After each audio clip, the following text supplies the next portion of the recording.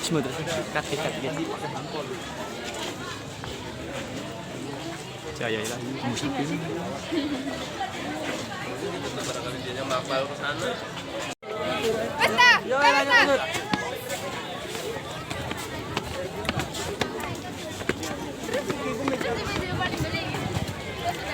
Hindi bos.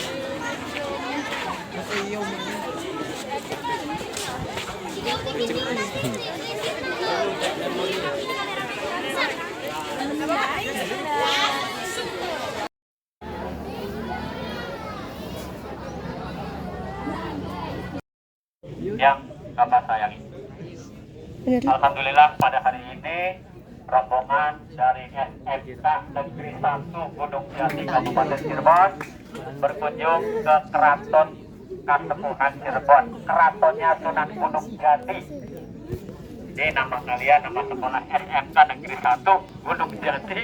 Disinilah rumahnya Kanjeng Sunan Gunung Jati ya.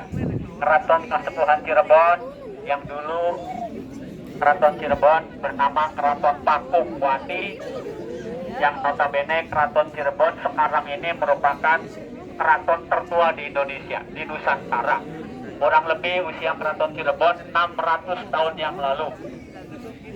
Yang dulu Keraton Cirebon bernama Keraton Pakungwati, dibangun tahun 1430 Masehi oleh putra mahkota dari Keraton Pajajaran yang bernama Pangeran Walang Sungsang. Ya, berkabeh ya orang Cirebon ya. Pangeran Walang Sungsang nama lainnya adalah Pangeran Cakrabuana. Hebat ya. Pangeran Cakrabuana dengan nama aslinya Pangeran Walang Sungsang dan juga ada nama lain Baku Cirebon. Beliau mendirikan keraton yang diberi nama Keraton Pakungwati. Pakungwati mengambil nama putrinya. Pangeran Cakrabuana Baku Cirebon punya anak perempuan yang cantik rupawan namanya Ratu Ayu Pakungwati, yang kemudian setelah kerajaan istana ini berdiri diberi nama Keraton Pakungwati. Mungkin kalian sudah tahu artinya Pakungwati apa? Ada yang tahu? Belum ya? Pakungwati itu artinya udang perempuan. Ya, Pakung itu artinya udang, wati itu perempuan. Kalau wartawati itu wartawan, wartawan itu laki-laki, wartawati itu jurnalis perempuan. Pakungwati yang artinya udang perempuan yaitu menjadi nama putri Pangeran Cakrabuana yang akhirnya didirikan Kerajaan Cirebon, diberi nama Keraton Pakungwati. Nah, Keraton Pakungwati setelah berdiri diserahkan dari Pangeran Cakrabuana itu kepada keponakannya sekaligus menantunya untuk memimpin Kerajaan Cirebon kepada jadi rajanya di Keraton Pakungwati Cirebon adalah Syarif Hidayatullah. Beliau seorang kepala negara dan juga beliau seorang ulama besar, salah satu dari Wali Songo, Wali Sanga. Wali ada 9 ya, 4 Jawa Tengah, 4 Jawa Timur, 1 di Jawa Barat yaitu di Cirebon. Dengan gelar walinya adalah Sunan Gunung Jati. Keraton Pakungwati setelah dipimpin oleh Syarif Hidayatullah mengalami masa kejayaan. Sehingga Cirebon pada masa itu disebutnya Caruban Nagari, negara Cirebon ya. Sebelum terbentuknya negara Indonesia, Cirebon ini negara. Yang wilayah kerajaan Cirebon itu meliputi sampai Jakarta, sampai Banten. Tetapi setelah wafatnya Kanjeng Sunan Gunung Jati Syarif Hidayatullah, diteruskan secara turun-temurun, dan setelah kepemimpinan Panembahan Girilaya, Keraton Cirebon terpecah menjadi ada 2 keraton. Yang mana kakaknya yang bernama Pangeran Samsudin Martawijaya bertempat tinggal di keraton ini dinamakan Keraton Kasepuhan. Sedangkan adiknya menempati satu keraton lagi yaitu Keraton Kanoman yang dipimpin oleh Pangeran Badridin Kartawijaya. Nah, sekarang kita berkunjung ke Keraton Kasepuhan Cirebon yang luasnya kurang lebih 25 hektar. Ya, luas sekali. Yang lokasinya berada di Jalan Kesepuhan, kelurahannya juga Kesepuhan, kecamatannya Lemah Bungkuk, Kota Cirebon, Jawa Barat. Sekarang kita ini ada di satu tempat bangunan depan namanya Kompleks Siti Inggil. Nah, ini Siti Inggil ini temboknya masih zaman dahulu dari batu bata ya. Siti Inggil artinya lemah dhuwur bahasa Cirebon ya. Siti artinya tanah, Inggil artinya tinggi. Jadi masuk ke ruangan ini sedikit agak naik. Yang fungsi bangunan Siti Inggil ini pada zaman kerajaan dulu, tempat keluarga sultan menempati bangunan yang ada di sini melihat acara-acara yang diadakan di alun-alun. Itu di depan ada lapangan namanya alun-alun Sangkalabuana. Nah, alun-alun Sangkalabuana itu dahulu digunakan untuk latihan perang. Prajurit-prajurit keraton itu latihan perangnya di setiap hari Sabtu. Itu dilakukan di lapangan, di alun-alun, yang kemudian keluarga sultan, keluarga raja nontonnya dari sini, dari bangunan Lemah Dhuwur. Nah, di kompleks Lemah Dhuwur atau Siti Inggil ini ada 5 bangunan. Bangunan kecil namanya Mande Semartinandu, tempat duduknya penasehat sultan. Karena Keraton Cirebon dibangun sebagai kerajaan Islam, bangunan Semartinandu memiliki tiang 2. Itu dari agama Islam, 2 itu menggambarkan 2 kalimat syahadat ya. Kemudian yang di tengah namanya Mande Malang Semirang, tempat duduknya keluarga sultan di situ. Di Mande Malang Semirang terdapat ada tiang pokoknya jumlah 6 yang di bagian tengah. 6 itu melambangkan rukun iman, ada 6. Kemudian di sampingnya terdapat ada 14. Apabila dijumlahkan yang ada di bangunan Malang Semirang, jumlah tiangnya 20. 20 itu menggambarkan sifat wajib Allah. Apal ya, sifat wajib Allah ada 20. Wujud, kidam, lakor, muhalafatul, lil khawadisi, yamuhu binasihi, dan seterusnya. Sifat Allah ana 20 ya. Kemudian di samping sebelah barat yang kecil, nama bangunannya Mande Pendawa 5, tempat panglima atau pengawalnya sultan. Di sana terdapat jumlah tiangnya 5. 5 itu melambangkan rukun Islam, mana 5. Sedangkan ini Mande Pelinggihan, tempat duduknya para pengiring-pengiringnya sultan. Di sampingnya lagi ada bangunan namanya Mande Karesmet, tempat dibunyikannya kesenian gamelan. Gamelannya tersimpan di gedung museum pusaka yang usia gamelan itu 600 tahun lebih, tapi masih dibunyikan. Dibunyikan setiap hari raya Idul Fitri dan Idul Adha. Orang Cirebon menyebutnya gong sekati ya. Nah, itu dibunyikan dari pagi sampai siang, selesai dan masuk lagi ke tempatnya. Yang maksudnya dibunyikan gamelan sekaten di setiap hari raya menyambut selesainya Sri Sultan setelah melakukan sholat id dari Langgar Agung menuju ke Masjid Agung. Selesai sholat id meninjau pertunjukan gamelan sekaten. Di depan keraton sebelah barat, di samping alun-alun, ada masjid yang dibangun oleh Wali Sanga. Ada yang tahu nama masjid yang di depan keraton apa namanya? Sang Cipta Rasa. Hebat ya, Cirebon Merunabeh. Masjid Agung Sang Cipta Rasa umurnya 500 tahun lebih ya. Itu masjid yang didirikan, dibangun oleh Wali Sanga. Dan sampai saat ini di Masjid Agung itu masih mempertahankan adat dan tradisi. Setiap melakukan atau melaksanakan sholat Jumat, itu yang azannya 7 orang. Disebutnya azan pitu. Yang laki-laki ada yang sudah pernah sholat di Masjid Agung Cipta Rasa kalau Jumatan? Belum ya? Udah, ada yang udah. Bagus. Nah, itu Masjid Agung Sang Cipta Rasa kalau sholat Jumat dikumandangkan azan pitu. Azan oleh 7 orang, yang mana diabadikan sampai sekarang. Azan pitu kalau Jumatan memperingati peristiwa berdirinya Masjid Agung. Masjid dibangun untuk ibadah, untuk sholat, hubungan manusia dan Allah dan Tuhannya, yang disebut hablum minallah. Alun-alun dibangun untuk upacara-upacara kebesaran hubungan manusia dan manusianya, yang disebut hablum minannas. Baiklah, anak-anakku sekalian dari SMK Negeri 1 Gunung Jati Kabupaten Cirebon. Sebelum kita menuju ke tempat yang lain, ada bapak-bapak pemandu ini yang nanti akan menjelaskan sekitar keraton. Tetapi sebelumnya dipersilakan barangkali ada yang mau ditanyakan. Dan barangkali Bapak menyampaikan kurang sempurna, kurang jelas, itu ada pengeber yang menjual catatan baluwarti ya. Bisa.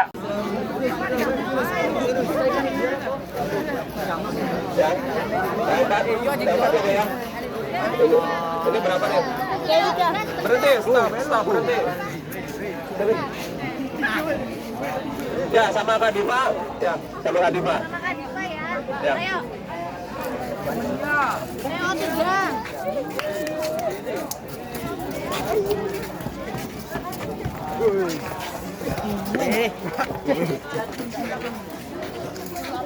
Bungkal 3. TKR. Yo.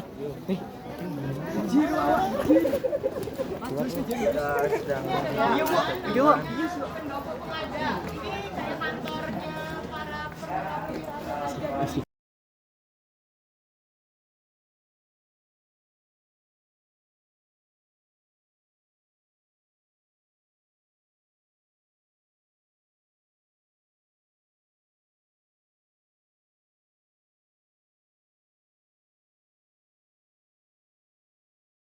Jadi yang foto yang gede di depan, yang ke-15-nya masih menjabat sekarang, jadi fotonya belum dipajang.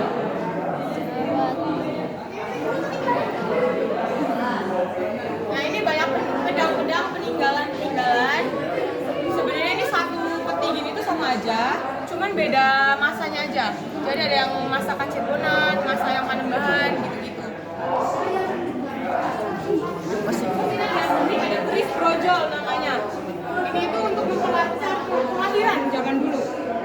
Jadi untuk membantu proses kelahiran, ditaruh di atas kepala yang mau lahir. Jadi nggak perlu ngeden, nggak perlu apa, langsung brojol.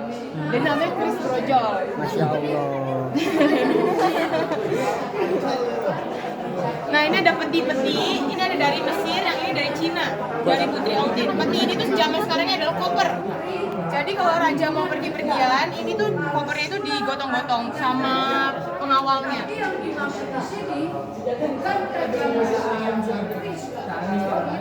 Ini juga ada peninggalan Putri Ontin.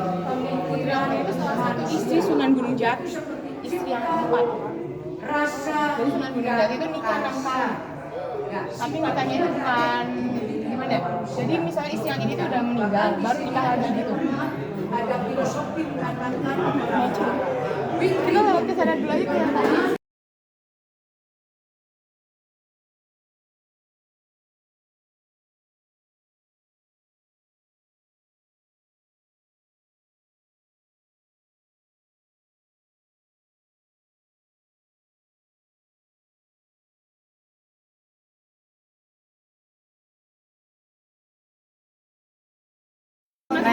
Dari tahu Dari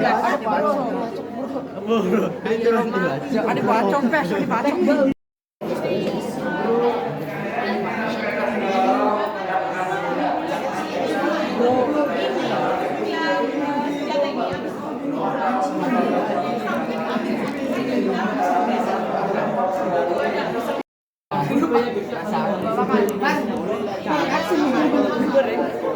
Orang yang kayak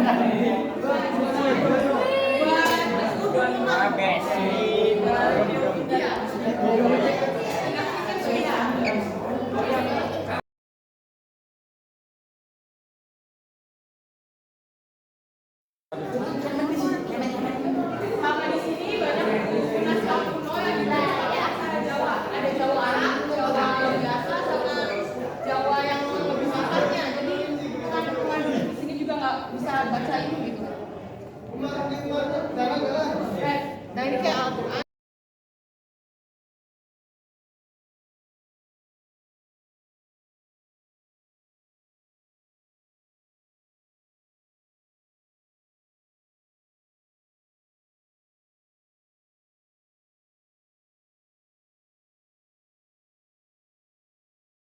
Sebagian sebelah sini, sebagian sebelah situ kan. Yang di sebelah sana, matanya menghadap kemana?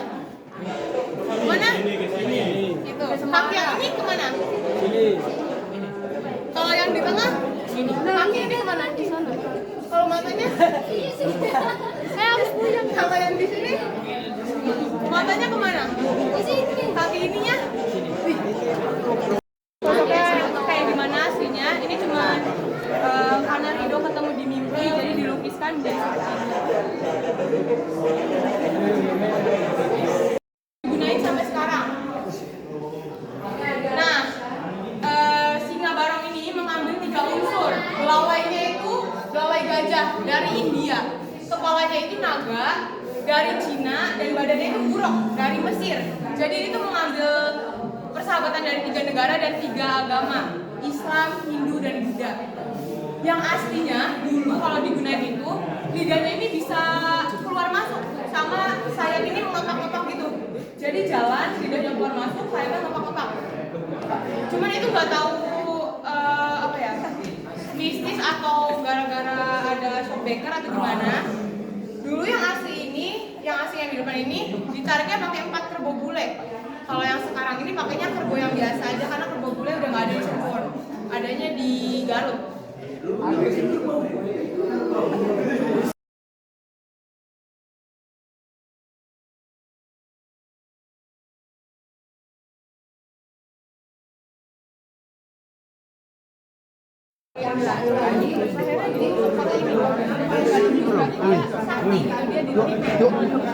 Wih, apa? Bro.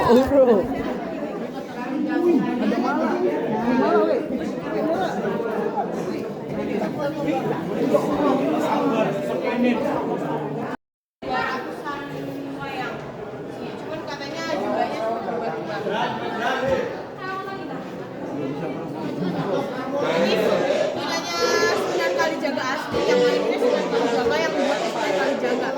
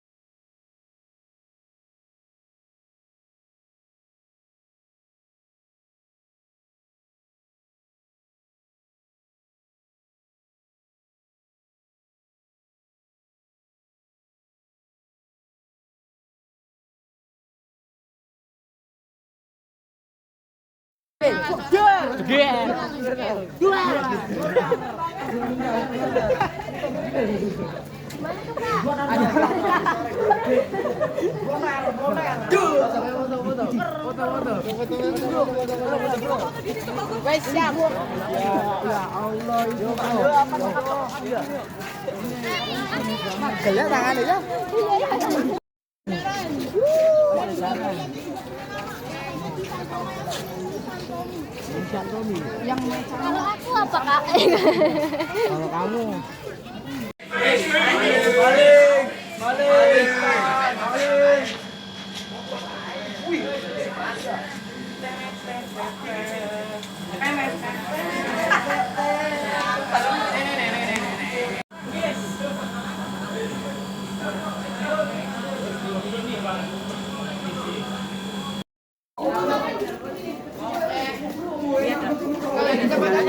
Tempat apa kak? Ini buat tadarusan.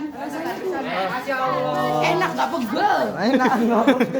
bro, rasanya bro, sini bro. Nah ini ada Los Gajah Muling. Jadi jalan dari depan ke dalamnya itu agak belok gitu, mengambil filosofi Los Gajah Muling supaya rezeki yang masuk itu nggak gampang untuk keluarnya. Jadi agak dimiringkan jalannya gitu.